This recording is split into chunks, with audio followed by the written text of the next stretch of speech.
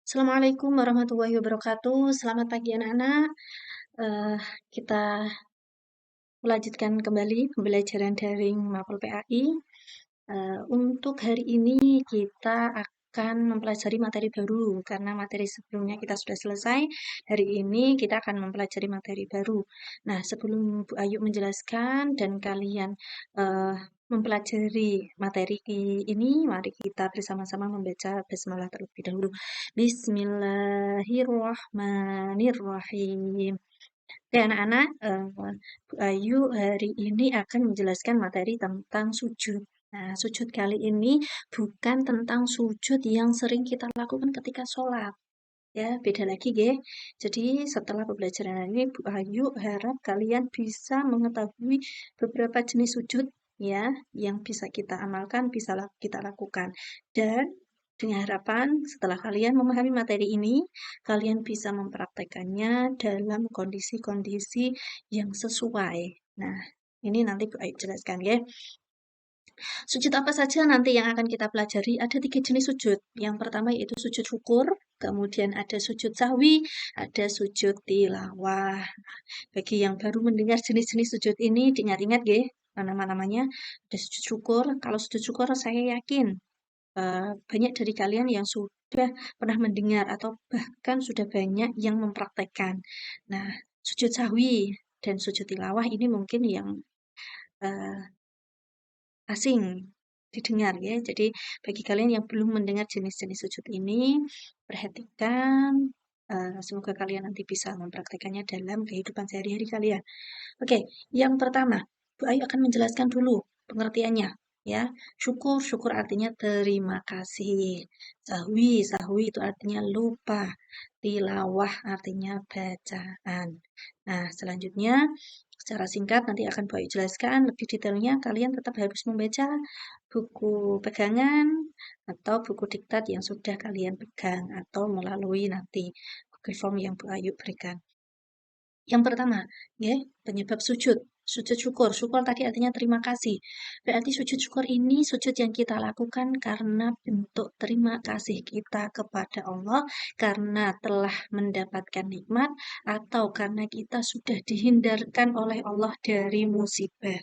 Nah, ketika kita mengalami kondisi seperti ini, kamu merasa sangat bersyukur kepada nikmat Allah, kepada nikmat yang telah diberikan oleh Allah, kalian bisa melakukan sujud ini atau kalian merasa ya Allah alhamdulillah saya sudah dihindarkan atau sudah diselamatkan dari mara bahaya atau musibah, kalian bisa juga melakukan sujud syukur ya. Tata caranya nanti Bu Ayu jelaskan, atau kalau videonya tidak cukup kita lanjutkan di pertemuan selanjutnya.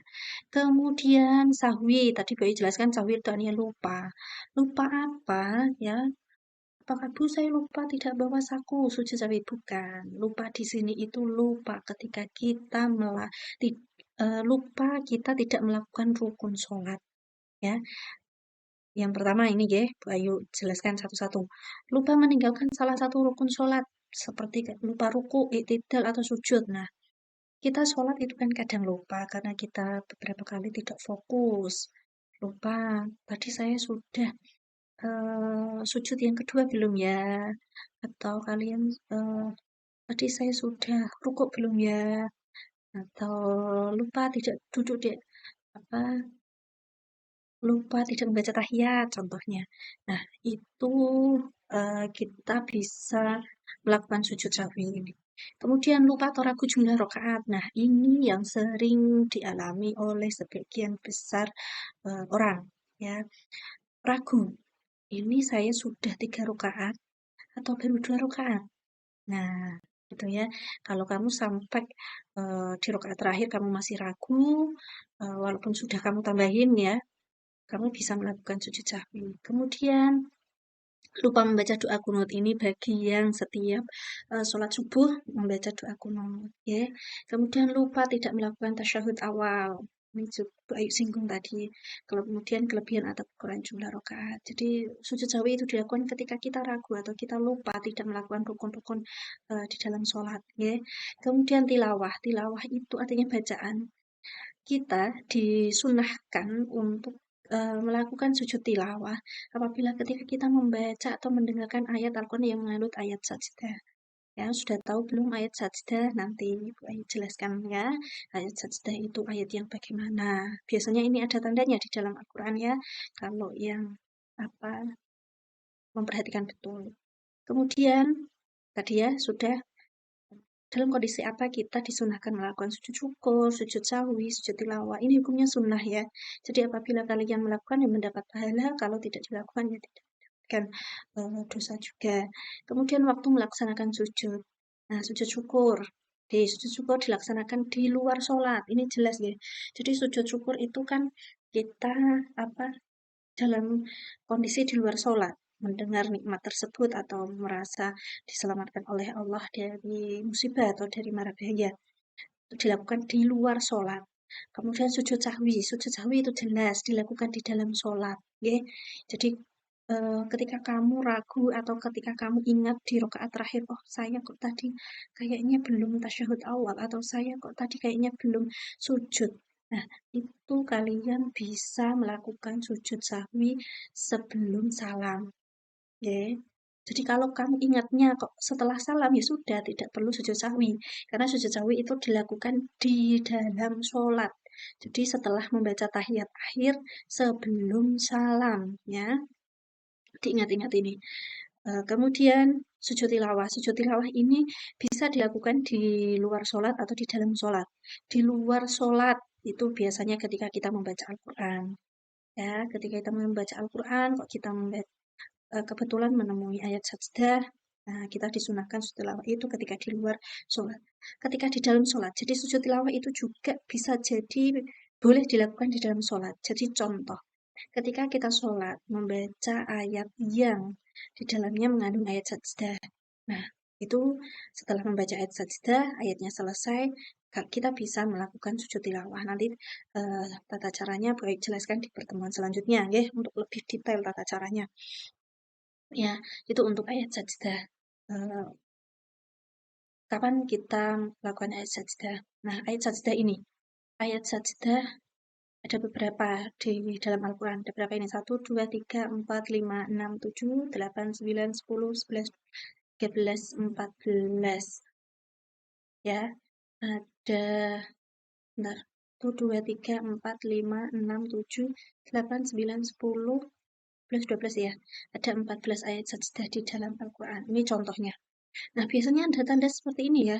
Ayat sajdah itu di dalam Al-Quran ya berbeda-beda. Jenis Quran berbeda, pasti tandanya berbeda. Tapi pasti ada tandanya kalau itu ayat sajdah. Karena kemungkinan kan tidak semua orang bisa hafal ayat sajdah itu ayat 206 surat Al-A'raf dan lain sebagainya. Jadi biasanya di Al-Quran tetap dikasih tanda. Membedakan dengan ayat-ayat yang lain. Menunjukkan bahwasanya uh, ayat tersebut ayat sajdah. Itu deh untuk hari ini ya. Kita belajar tentang apa saja tadi penyebab sujud. Pengertian dulu tadi ya. Pengertian sujud sahwi, sujud syukur, sujud tilawah. Kemudian dalam kondisi bagaimana kita disunahkan melakukan 3 sujud tersebut. Kemudian waktunya ya, ada yang di dalam sholat, ada yang di luar sholat, ada yang boleh dilakukan di dalam, ada yang boleh dilakukan di luar sholat. Ya. Kemudian ayat sajdah ada 14 di dalam Al-Quran, kemudian tanda-tandanya itu bagaimana. Nah, itu untuk pertemuan hari ini. Terima kasih anak-anak sudah menyimak video ini. Ya, untuk lebih detailnya, seperti biasa, nanti Bu Ayu kasih Google Form, kalian bisa membaca dengan detail di situ, dan latihan soalnya sudah Bu Ayu kasih di situ. Untuk lebih detail lagi, kamu belum puas membaca yang di Google Form, kalian bisa membuka buku pegangan kalian atau buku diktat kalian. Oke, cukup sekian untuk video kali ini. Mari kita baca hamdalah terlebih dahulu.